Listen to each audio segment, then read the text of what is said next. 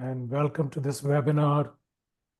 Welcome to this webinar on tearing down the straitjacket, reimagining beauty and fashion in the 21st century.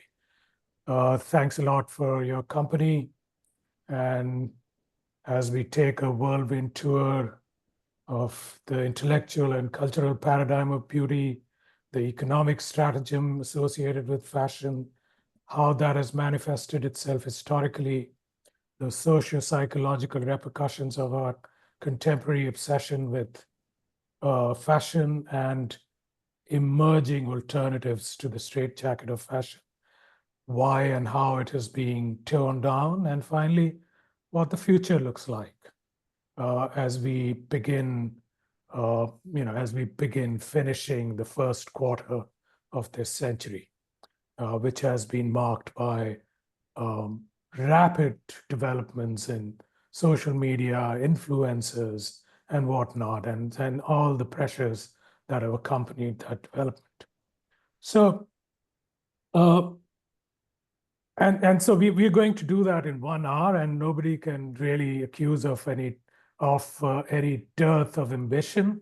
We'll be crossing, we'll be going across a lot of territory, and and obviously, when you're talking about fashion, you have to do it with Italians. And so there are 2 Italian friends who are going to be guiding us through this journey. And so welcome to Alessandra and to Dario and to my colleague Pooja in Bangalore.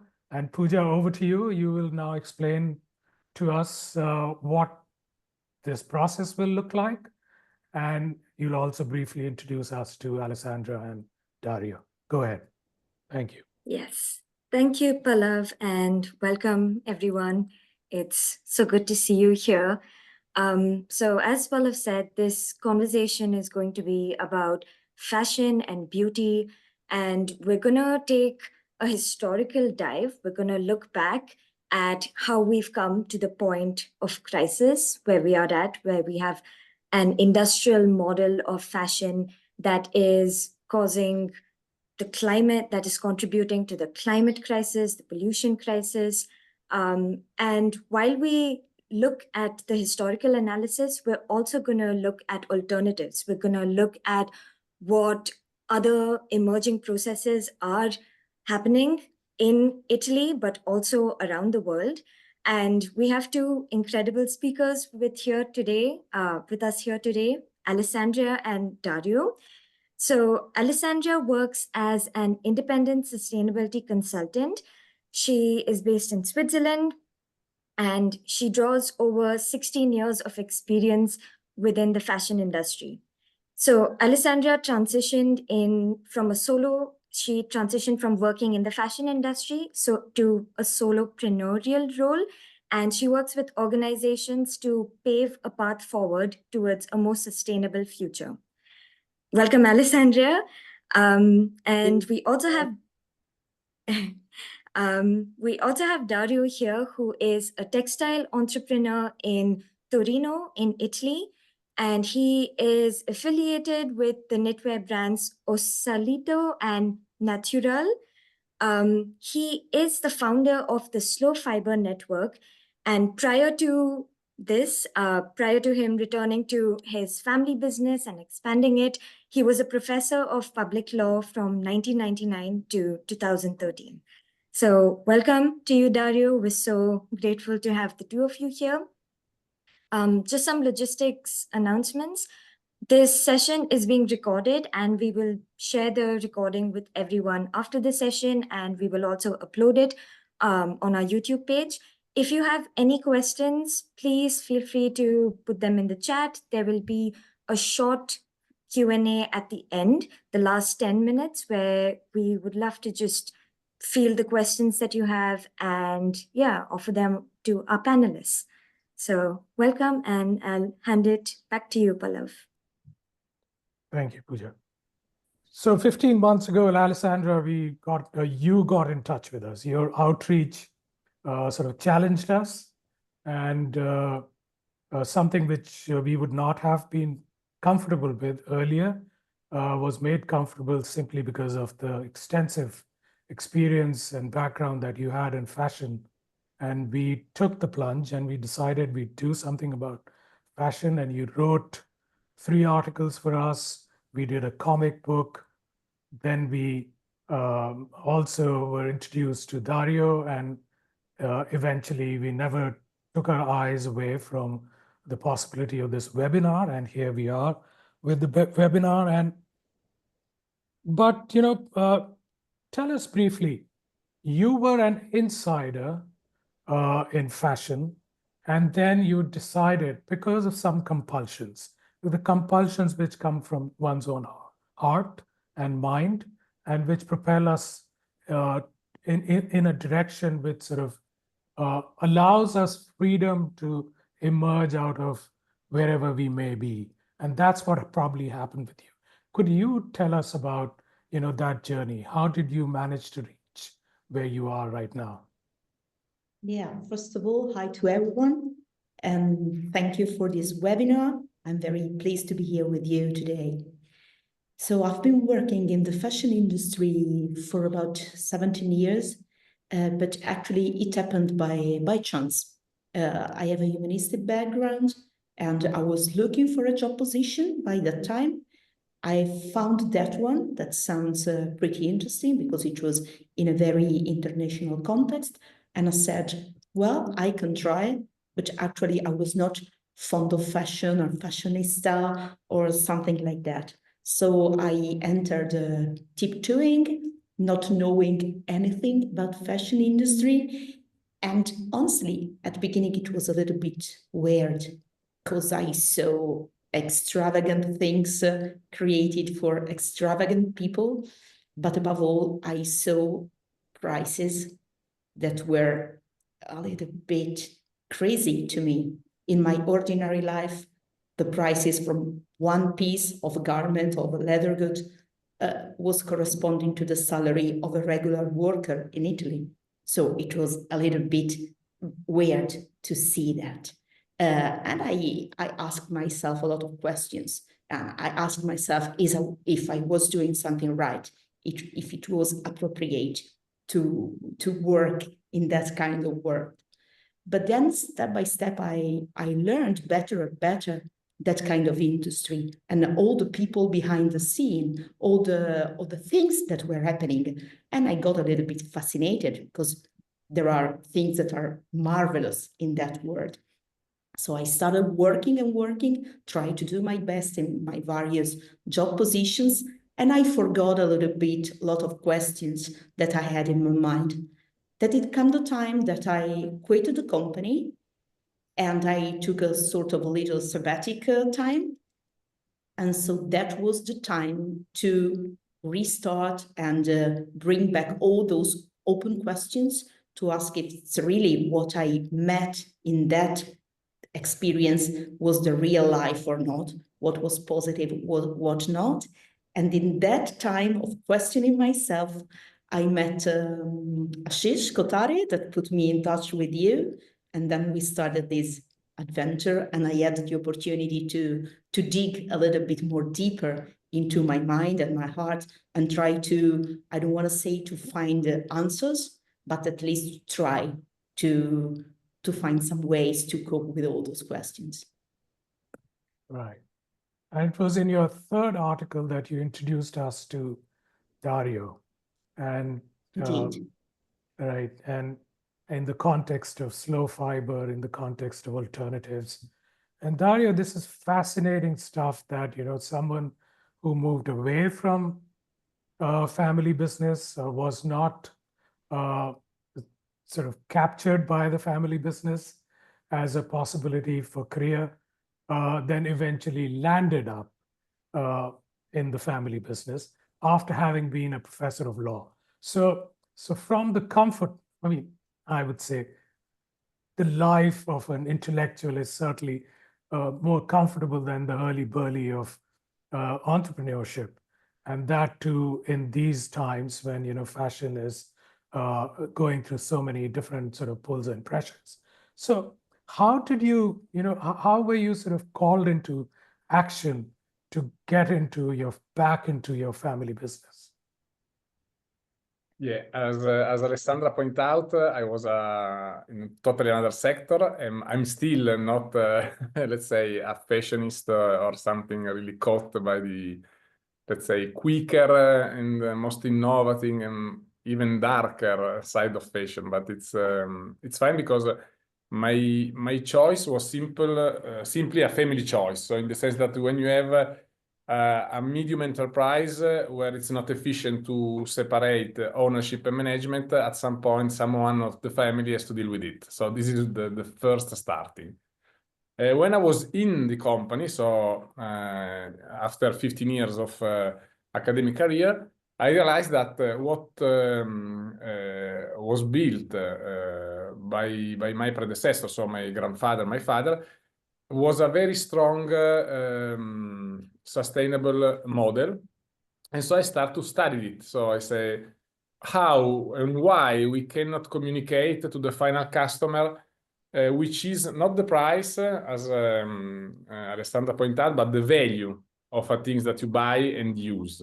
So what's behind a textile products? It's not only expressed, often it's not expressed by the price only, but it's something much deeper.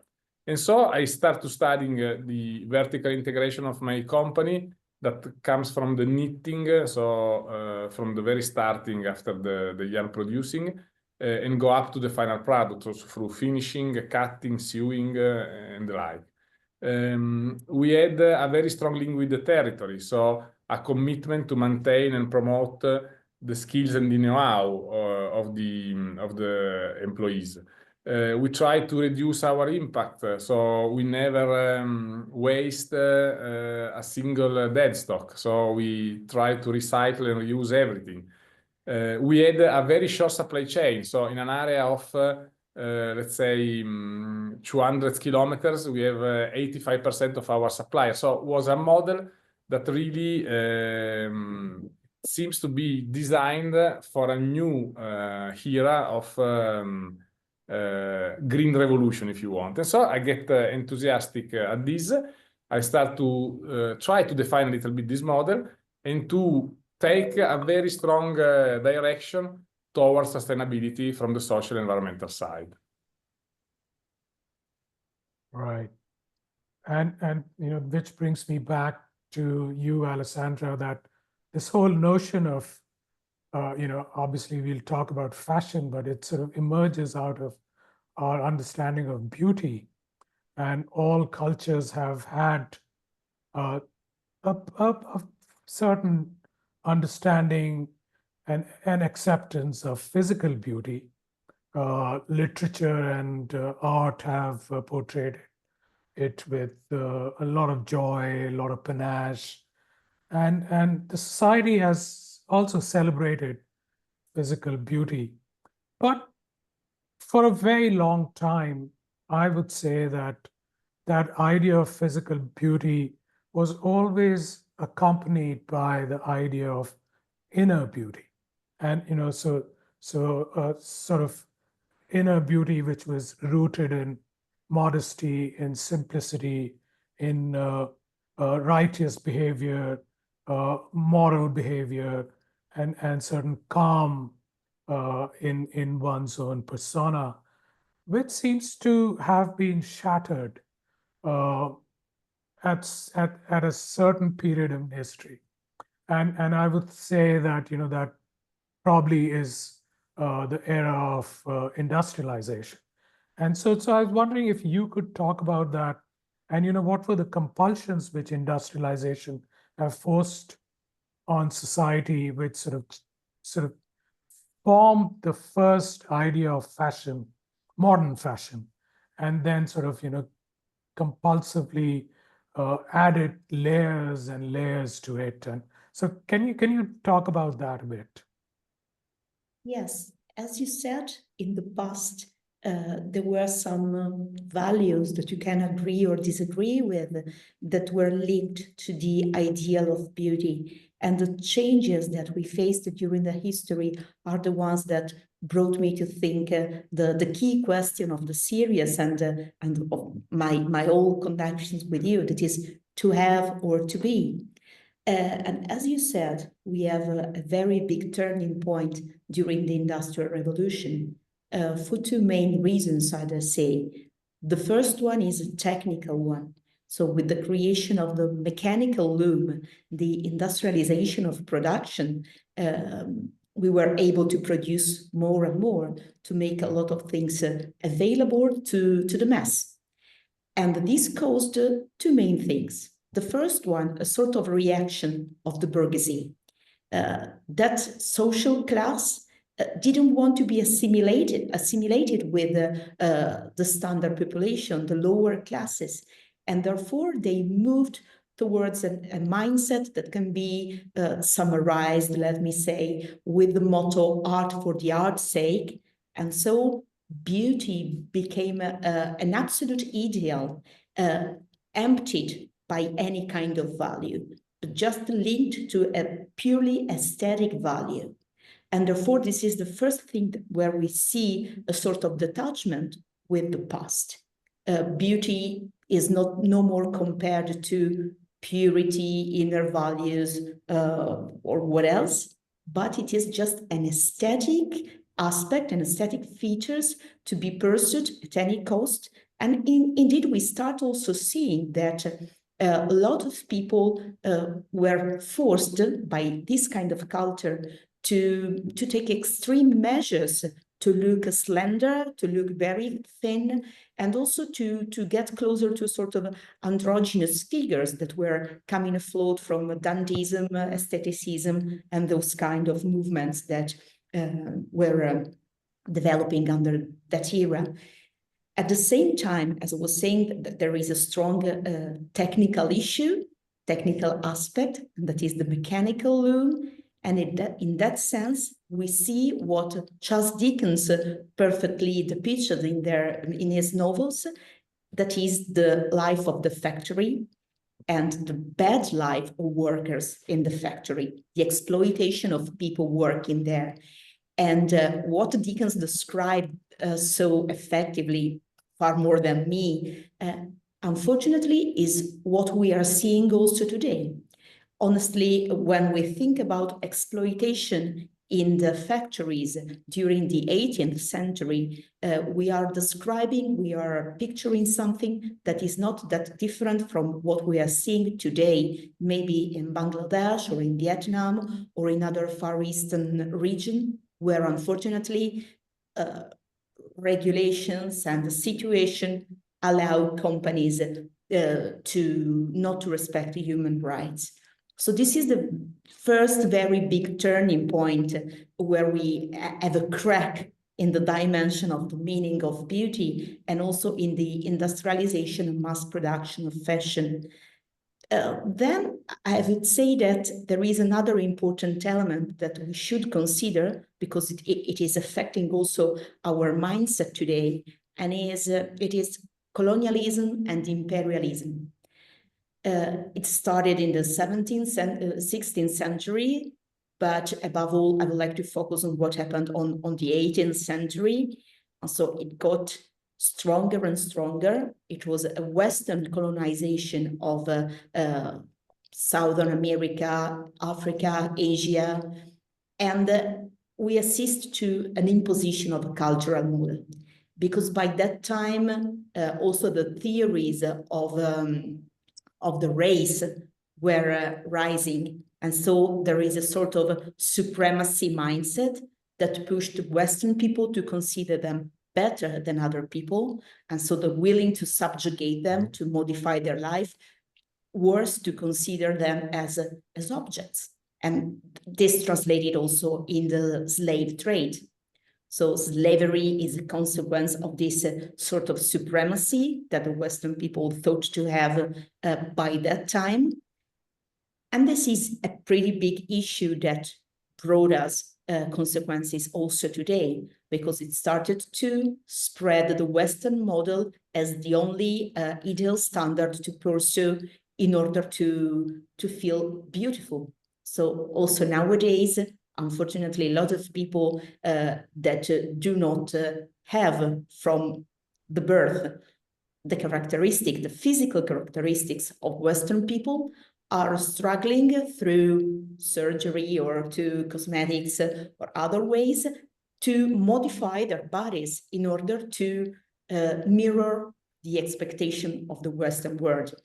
And so, yes, I think these are the two key historical moments where we can identify a big shift from the past, where also the ideal of beauty was not so perfect and it caused, in any case, marginalization and problems. But from that moment onward, the crack was bigger and stronger.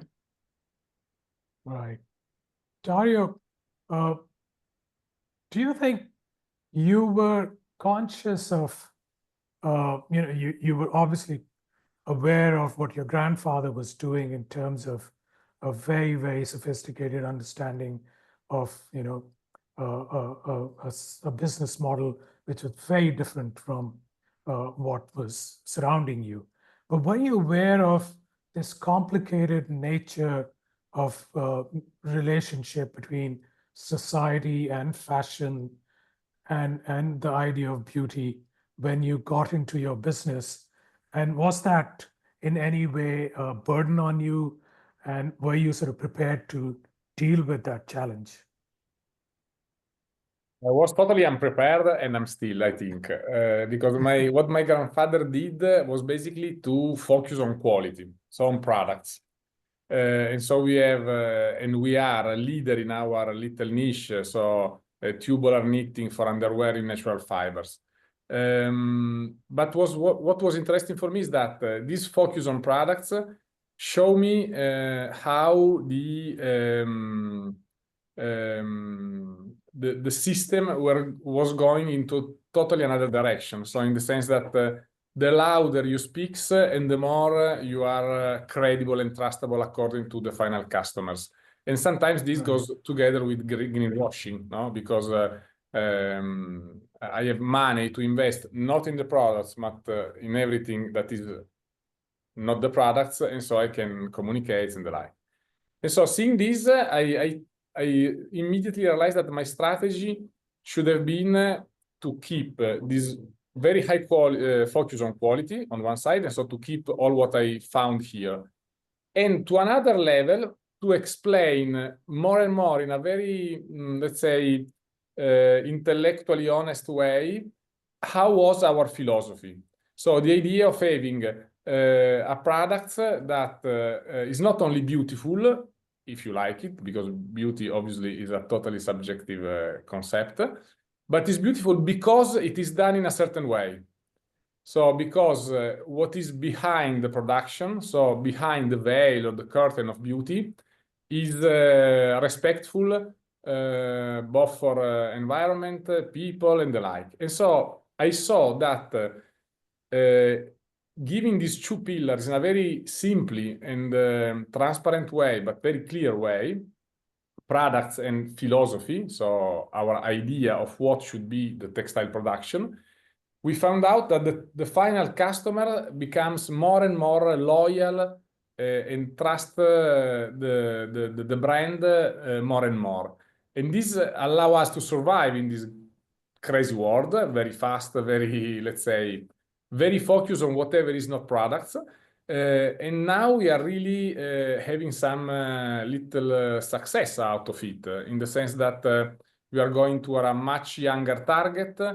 The target is very, very loyal. So even if our products last forever, they try to buy much less and much higher quality, and they comes back every time. And there's really an interest around us that makes me happy, because towards this little, let's say, strategy, I really want to properly define a model.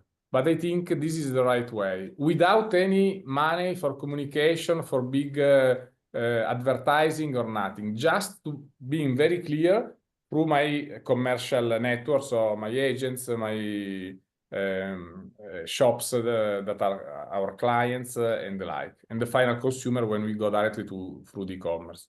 But this turned to be very, very, very satisfying and very successful for us so far. Right.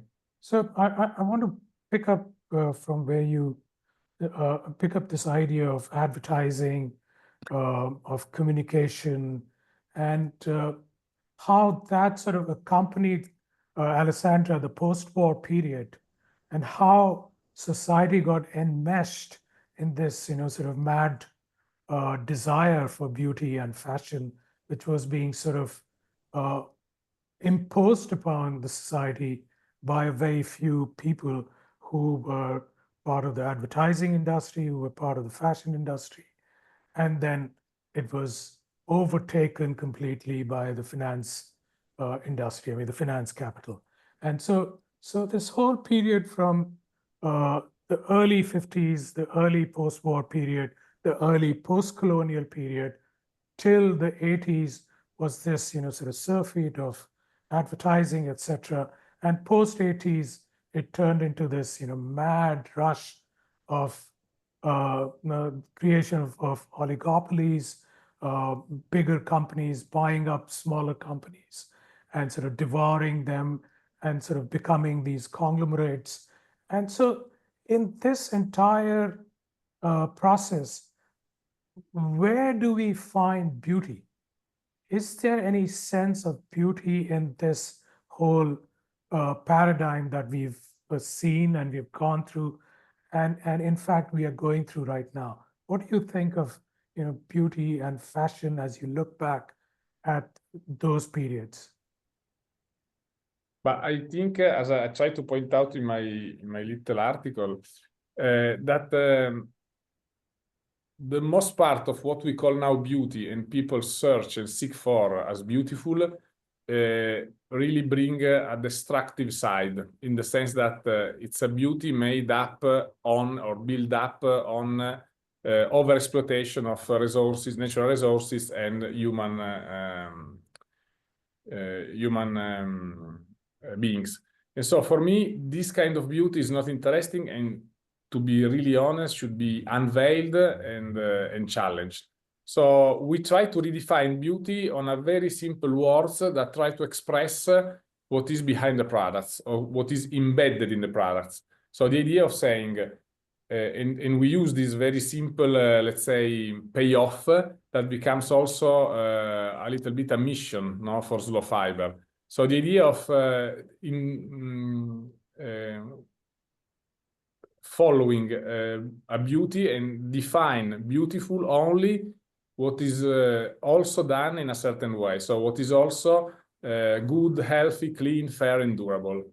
And each of these words define a very precise, let's say, way of doing things. So a very clear values and a very clear step in the textile production. And our idea is that through this new concept of beauty, we can really do something new, or better, we can really challenge what went wrong with the colonialism, imperialism, now the capitalism, as Alessandra explained very well. Simply going into a little bit deepening the idea, we put in the word good, and so we think that beauty must be good. What is the industrial model? So the idea of having a very strong link between the industry and the territory with his own know-how, skills, keeping a supply chain in a proper way, so paying in the correct way your suppliers, but also partnering with them. And so trying even to move from a very high competitive environment to a more collaborating one. And in this idea, probably we study too much the animal world and less the vegetal world. That is much more collaborative and less competitive. Then we define as healthy what includes the all the use of chemical substances along the supply chain that is in this textile sector is very, very important, and most of the times is not expressed or is not transparent. Clean, obviously, is our continuous and daily commitment to reduce our environmental footprint. For example, in my company here, we put photovoltaic implantation to self-produce energy. We have a geothermal implantation to save gas. And so we try in the packaging, in every single passage, to reduce our footprint. Fair is whatever is linked to human resources, to working condition, safety and health standards in the workplace, freedom of association and decent wage, and whatever is linked to the people that are involved in the supply chain. And at the end, durable or lasting is something that it's an effort to define what is a quality product. So a product that doesn't become waste too early or too fast, because the biggest problem we have in textile is the waste, the fact that we produce more than the double of what really we need. So we have to slow down to, again, consume much less and much better. Alessandra, you know, when Dario talks about slow fiber, the journey that we've taken to reach this place has also been through some really, very, very sort of exciting, interesting, thought-provoking, and change-inducing times. And when you look back at, ideas which came through the feminist movement, the ideas which came through the civil rights movement, which were always sort of looking at not just the socio-economic aspects of the society and its challenges. They were also looking at beauty. They were also looking at the body. And so looking back, do you think, where we've reached today, we've done justice to the ideals of those movements?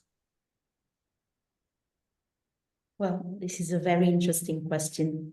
I think that the values that Dario just shared with us are very disruptive, because honestly, they do not mirror the majority of what we are seeing today. So it's not the standard mindset.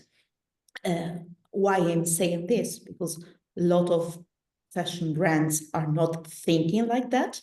A lot of brands that are saying they would like to do that, they're not walking the talk.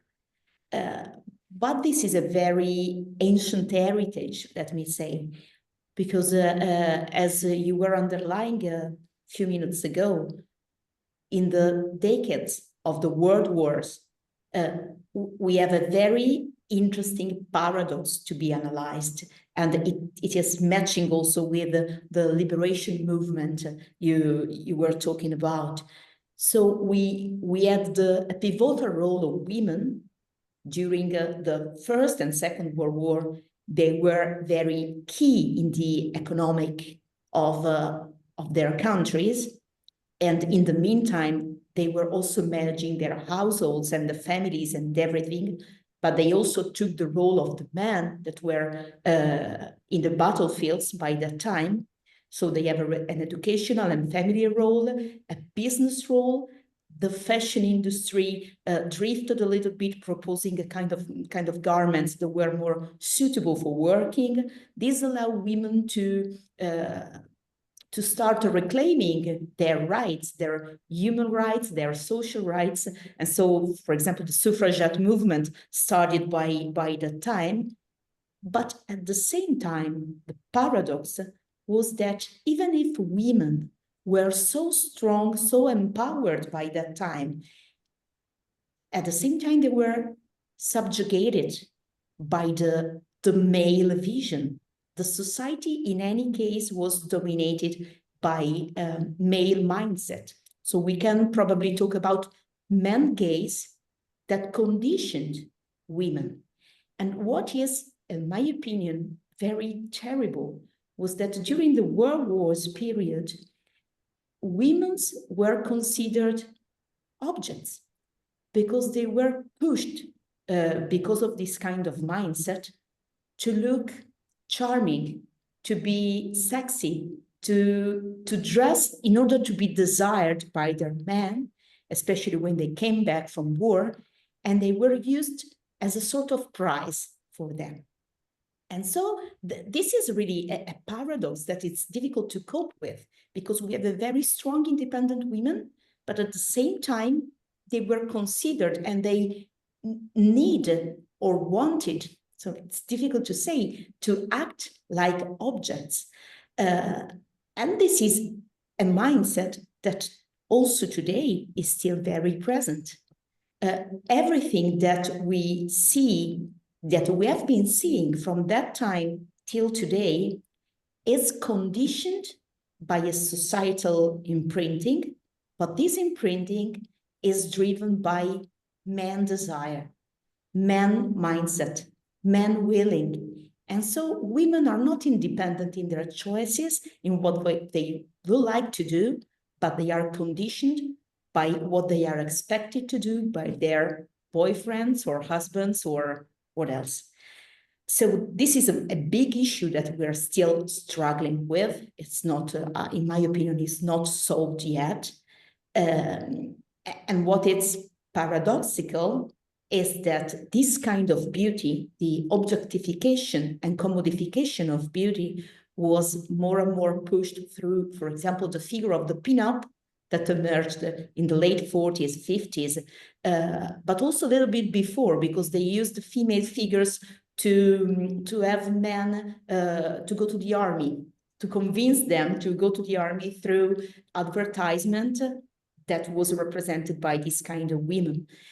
And also the beauty pageants were more and more popular immediately after the World War. This is an issue not because you can't show your body or you don't have to be proud of your body and your beauty, but because there is so much pressure, and we see that also the physical and mental health of women started to struggle with these constraints. The use and the abuse of drugs and alcohol, for example, to cope with the pressure of the pageants, started by that time. So it was a very significant moment that reached the hype in the 80s with the supermodel cultures. The 80s were particularly relevant because we assist also to an economic drift. So we have the neoliberalism that was pushed at maximum level. Everything was looking for profit. The financial capital was the king of the arena. And what happened is also that fashion, that before maybe could be talked about as artisanal, with a lot of craftsmanship, a lot of people working with creativity and imagining new products, became something industrial. We are talking about the shareholders, the industrialization of fashion. And so money took the place of quality, creativity, small companies that were working maybe according to the ideals that Dario was highlighting. And so it was very, very difficult to struggle with this kind of pressure. And by that time, we saw Naomi Campbell, Kate Moss, Cindy Crawford. So that the supermodels era was really a very high level that pushed regular women, ordinary women, to gym, to surgery, to dieting, and everything. So also there's a sort of commodification of health. And I think it has been very tough for women struggle with this kind of models, this kind of society. You always feel uncomfortable. Whenever you don't match with those ideals, you are not only not comfortable, but also blamed by the others, especially by men gaze. So yeah, these two moments were particularly tough for the bodies of the women. Right. So Dario, your company manufactures something, very, very intimate, apparel, which is very intimate, undergarments, and even that has, the most seductive pressure that you can think of in terms of advertising, for instance, Victoria's Secret. And so when I contrast that with your company's products, how should I sort of think about your company and think about your company as the future of the intimate apparel? And how should I convince myself that, what is being done by the Victoria's Secret model can be countered by what you're doing? Can you sort of, give me some idea as to, how should I look at it? It was fun because just some weeks ago, no, sorry, some months ago, before Christmas, we host a group of professors and researchers from German university, and some of them criticized our image, saying that for them was not inclusive for all the type of body. And this is right, because I think if you take my products in a simple way, so the single products, it is designed to be very comfortable, seasonless, and long-lasting, because seasonless is one of our most important pillar. So we have half of the collection that is, we call it timeless, in the sense that must be very minimal in style, and so shouldn't be, let's say, linked to any trends. But the problem, as you underline, Pallav, is that the market asks still for a sexy image. And as Alessandra explained very well, and you quoted Victoria's Secret, and but other brands as well, this demand is always on the market. And so sometimes we need to make some picture in this way, and you can, if you surf our website, you can find them, together with other type of pictures. But at the end of the day, I didn't find a solution to be really inclusive and meeting all the expectation of the market, because when you take this side, you miss and you are probably, let's say, forgetting an ideal of inclusion. We have all the sizing, our knitwear is very, very stretched. So I think from the functional point of view, it's all perfect, but the image is a problem. So how do you shoot? No, how do you propose? Because we try also to make a different, we always make different ethnics in the models and the like. But when you go to different bodies, it's very difficult, because normally there are single, let's say, not tribu, but single like niche or really sector. So if you are in this sector, you won't use another type of image, and vice versa. And so you have to choose among the two. But we are not in the position now, because of our market request and expectations, to take a proper solution. So I don't have a solution. It's a big problem. We pose this problem every time. But it's true that, as Alessandra pointed out, that is not a problem of, it's not the product in itself, it's not the functionality of the comfortableness of the comfort of the single products, but it's how you express it, how do you shoot it, how do you propose it on the market. That sometimes is still, for me, an old-fashioned way, but it's dominant yet. So we will be going into our question and answer session, but before that, I want to ask you very briefly, from your vantage point, looking back at your experience, both of you, Alessandra and Dario, when you look back at where you've reached, you look back at the path you took to where you've reached, what does the future look like? What promise does future hold? And where do you think the challenges will come? Alessandra, you first. Well, this is a very difficult question. I will start with a wish. I don't know if it is realistic. It will happen really, but I think that the future should be a future of self-awareness and acceptance.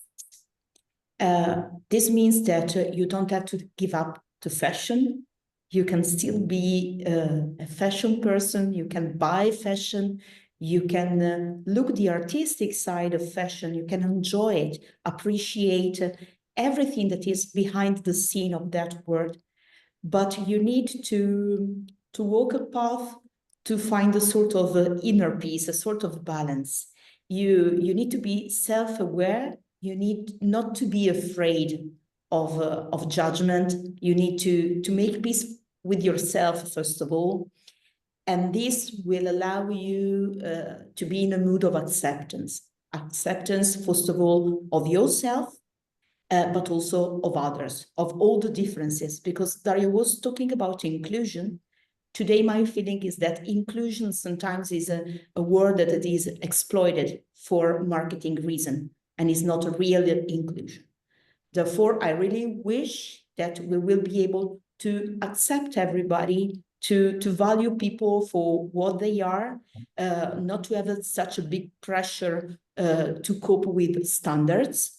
And I would say, referring to the interview that Giulia Paganelli released me, to escape the cage of beauty, because in many occasions, beauty is a cage. And we need to treat our bodies as homes, but not as temples. So I thank Giulia for these references, but I think they are very strong to highlight what I wish we will be able to do.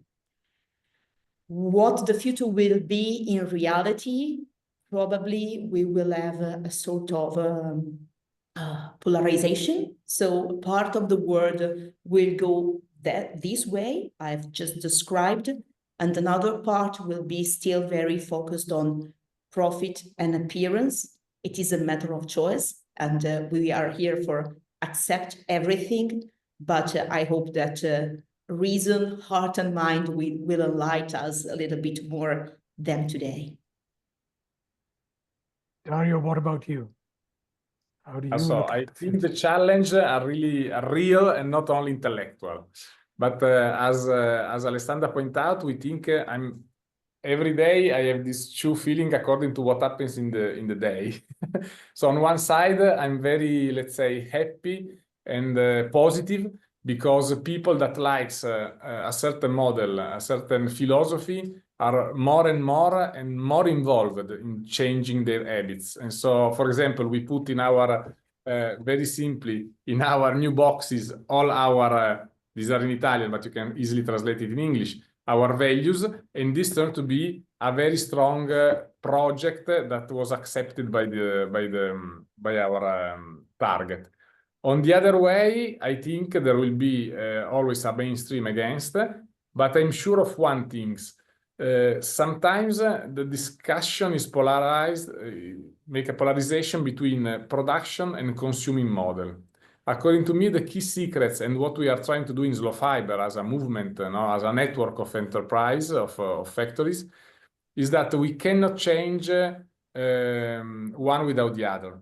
So we can, and nobody cannot say, oh, I will wait for the industry to change before I change my consuming habits, or the other way around.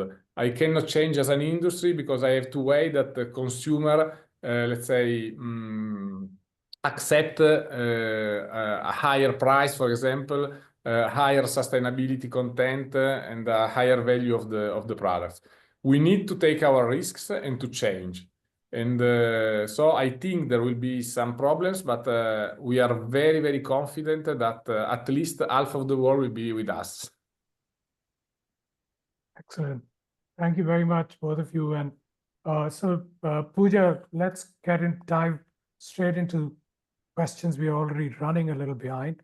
So Yes. I will encourage everybody to ask their questions, if possible, on the screen. If you're not comfortable, it's absolutely fine to just send the questions or even ask them on the audio without the visuals being on. Go ahead, Pooja. All right, yes. So as Pallav said, we have time for some questions now. So I think we've got a couple from Ashish. Ashish, would you like to come off unmute? Yeah, can you hear me? Yes. Okay, well, thanks a lot. This was a fascinating discussion. Too short. I would have loved to hear Alessandra and Dario much more. It's a subject I know very little about, so a lot of learning here.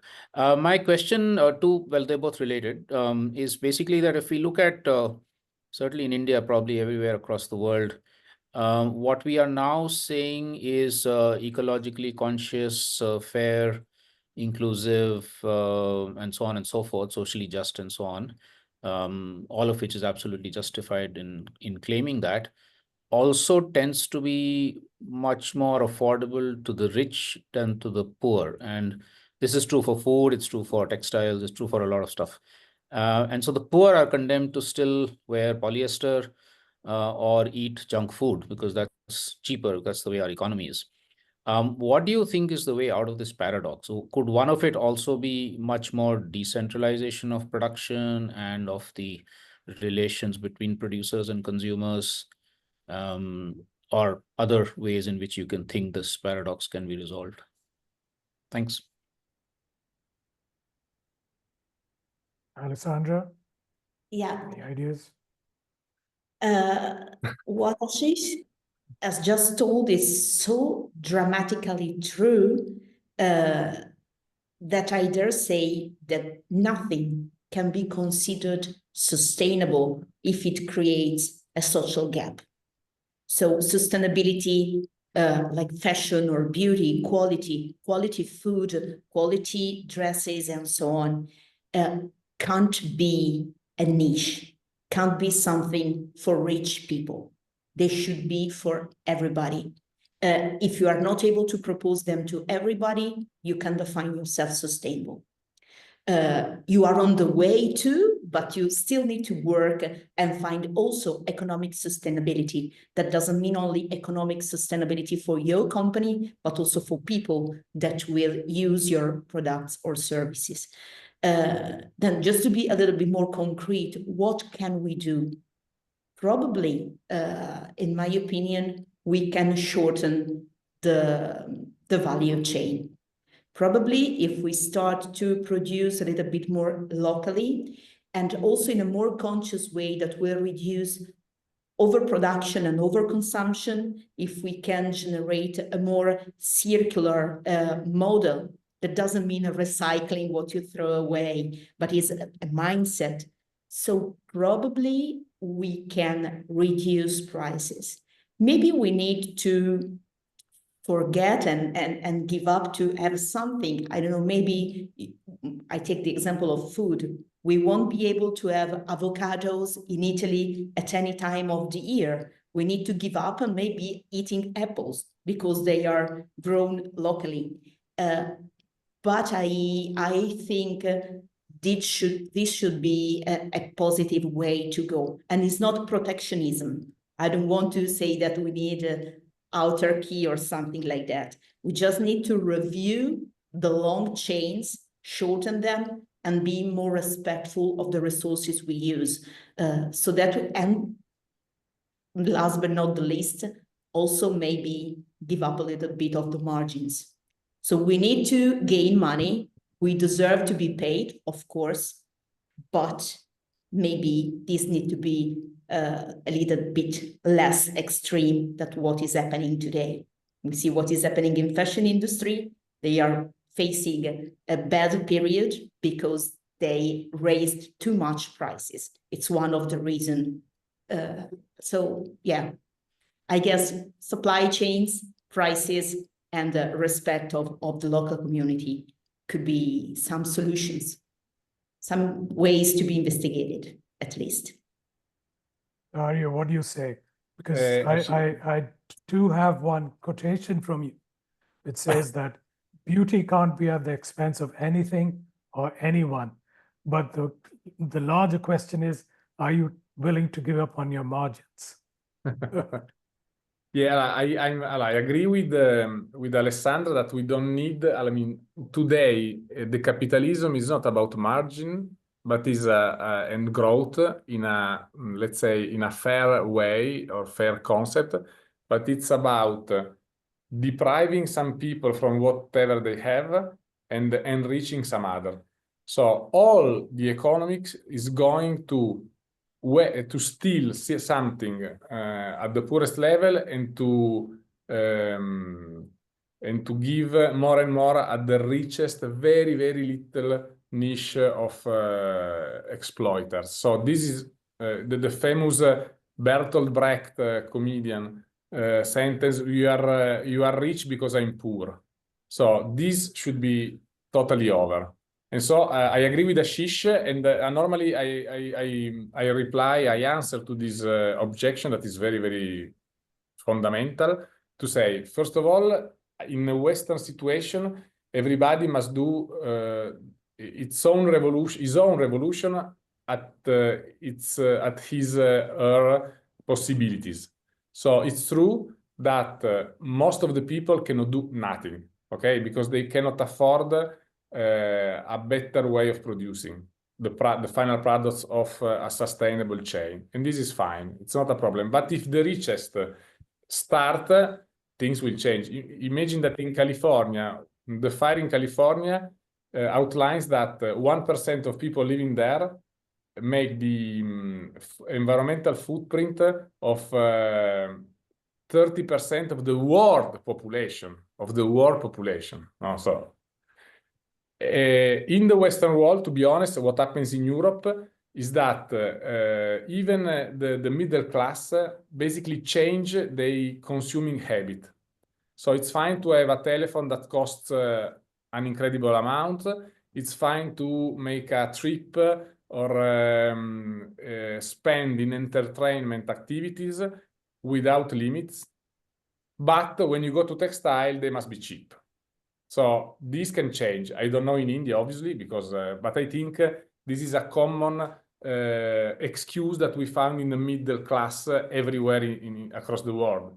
So what we save, no, on textile, but we really discharge the cost in the environment and on some people away from us, it's spent. No, it's used in another activity that is normally useless or pure entertainment. I think that's what I can say. And no, the last things, maybe, Ashish, is that, for example, my company was compelled to raise the price in the last 2 years because of inflation, but just because of financial speculation on energy and raw materials. So sometimes we are really exposed and we cannot face alternatives because the financial speculation on every sector of our lives, from insurance to raw material to energy, is so aggressive and so strong that we are frustrated and we feel really weak and let's say powerless. Thank you both. Thank you. Yeah, thank you. I think we are almost reaching the hour, but I had one question. And so, Dario, you mentioned that there needs to be change both, in the production model and consumption model too. And like as consumers, we should have a more conscious relationship and with fashion and products and really know the story. But I'm also wondering if like there's this third element of like not just individual action, but also collective large-scale action and action as citizens, not just as consumers. So I'm thinking like, what do you think needs to change on that front? Whether it can be like, say, something like the boycott, divestment and sanctions movement, which is holding, big companies responsible. So yeah, what do you think about collective action? And are you seeing this happening in Italy and Europe? On one side, I should say that I cannot wait to see slow fiber growing abroad. So I would really like in a few years to see a slow fiber in India, no, an autonomous group of producers that share these values and this vision, and it can create a group there, and then we link, as Slow Food did, because Slow Food is developed almost everywhere in the world. On the consuming side, Alessandra said a very interesting thing that I always agree. So you are right, Pooja, that boycotting some fast fashion model, some really unsustainable products, it's fine. But going locally, I'm sure we can find something much better than the globalization and standardization offer us. And one tricky things and funny things, if you want, I always say at the end of my presentation is to say, it would be fun for every single consumer to ask the story behind a product. So if there is a story behind, so if you can tell me how it is done from the fiber to the final garment, so through dyeing, knitting, spinning, and the like, it deserves to be bought. If there's not a story, probably something must be hid, and so it's better not to buy. So even if the consumer simply apply this funny way of consuming, things will change a lot, because the shock will be immediately felt by the industry, so by the producing side. And so I think we have to act on both sides, and association is fundamental at both levels. Alessandra? Thank you. Yes, Alessandra? I fully agree with what Dario said, and I would link my answer to the story issue. Stories are the basis of communities. So I think that not as consumers, but as a collective, a community, we can act according to stories. So we have the example, for example, of fashion revolution. That is a movement risen from Rana Plaza tragedy. And then it was spread all over the world. And fashion revolution is spreading some values. And they asked, who made my clothes? So it is a right question to be spread as a community. And I think that, so fashion revolution was a little bit of a beginner, the opener of this kind of movements. But today, in a certain way, also thanks to the social networks and things like that, we are facing a sort of trend that is moving from overconsumption and is evaluating, for example, visible mending as a new way to be proud of mending your old garments because they value. We have the book of Ursula de Castro that is called Loved Clothes Last. So it's very emblematic as a title. I think a lot of local communities are moving around these topics.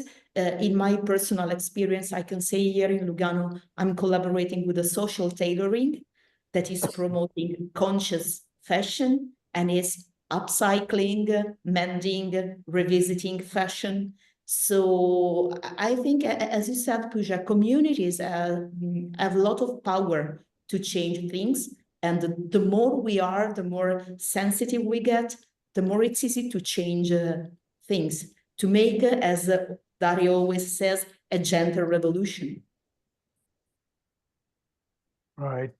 So, Pooja, are there any other questions? No Shall other we- questions, but just a comment from Ashish, who said that there is like, Yeah. a lot of principles and practices which are, like embodying the spirit of slow fiber, but they are just not called Right. that in India. And I'm sure this is the case across various regions and geographies. And there is a Yeah. need to connect them and really, have this space where, we're able to celebrate this slow but surely emerging, movement. Yeah, we should certainly introduce some of our Vikalp Sangam colleagues who are doing textile to Dario and Alessandra, and perhaps start some kind of a dialogue there. Yeah. Also because Like- Slow Food, so sorry, Pooja. Slow Food is a network model. So you will be autonomous in setting your association there with our obviously philosophy, our manifesto, no, if we share the same values, but Right. it's not so difficult, but because we know there are everywhere in the world very, very ethical and virtuous industries. The only thing is that we were born, we are just 2 years old, so we are a little baby. And so we start from our from Italy just because it was easy also to define the KPI for each single words and the like. And so slowly we want to go ahead and to disseminate our idea. And if it is shared, it will be really an honor to have a. And my personal wish was really to start from Africa and India, that were the places maybe where you have to challenge harder the textile colonialism. And where the textile colonialism made the worst things ever. So it will be really fantastic. Excellent. Thank you, both of you. It's been such a pleasure to have been in touch with you, interacting with you, engaging with you, and now finally culminating in this webinar. And hopefully this is just the beginning of another chapter. Thank you all, and have a wonderful rest of your day. Thank you. Bye-bye. Bye. Thank you. Thank Thank you you. again. Thank you. Thank you.